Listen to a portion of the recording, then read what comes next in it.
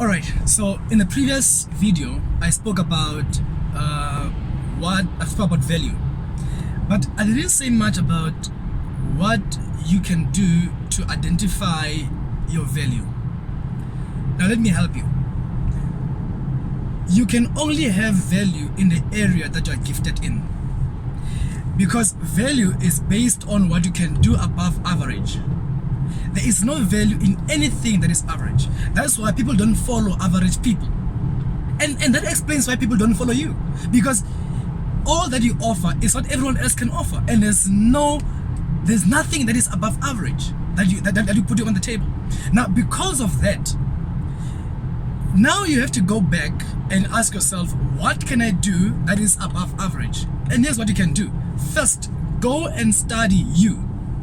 You need to afford a certain amount of time towards yourself, in understanding you, in learning you, and understanding your patterns. But above everything else, I want you to go back and find out, what are your gifts?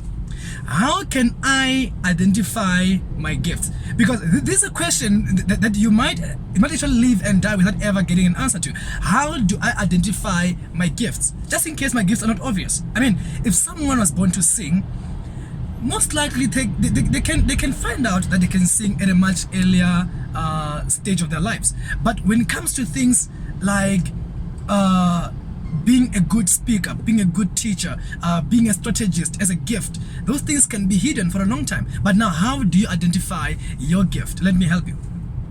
You need to take some amount of activities and evaluate them. And here's how you do it. You take, for example, 10 different activities and check which one do you produce the best result with the least amount of effort. Which one do you perform the best with the least amount of effort? Now, whatever that is what your gift is. Another way of identifying your gift is by following your passion. Your passion is not your gift, but your passion is tied up to your gift. Usually what you're passionate about has to do with what you're gifted in, because your passion is actually your instincts responding to the environment. A person who is gifted in singing, when they go to a church, the first thing that they hear is music. Someone who is gifted in cooking, when they go to a wedding, the first thing that they pay attention to is the food.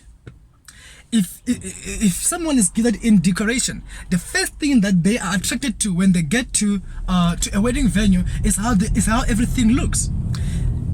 They may not at that time be able to decorate, be able to cook, be able to sing, but that doesn't mean that they're not gifted in that area. Because even though you're gifted, it doesn't mean that automatically you can perform excellently. You must invest time in building it. You understand? You must invest time in growing it. But the point is, there is a seed, because gift is a seed. There is a seed in you to do exactly that. Gifts are not always obvious. You must get that. Gifts are not always obvious. That's why I say you need to look at what you can do best with the least amount of effort as a first. Number two, you must look also at what you're passionate about. Number three, you must look at what you are drawn to. Look at what you always gravitate to. That is always going to give you a hint of what you're gifted in. What you always gravitate to has to do with who you are in your core. It is like someone who is an addict to cocaine. When they are in an environment where they sell drugs, they are drawn into that. That is who they are. Now, you must understand that the same thing applies with you. You must go and study, what are you always drawn to? What do you always gravitate to? And this, you don't need a special mechanism. You just have to look at the past year of your life and check, what have I been attracted to the most? That has to do with who you are, with where you're going, and with what you're passionate about. I hope this can help you. Have a wonderful day. Goodbye.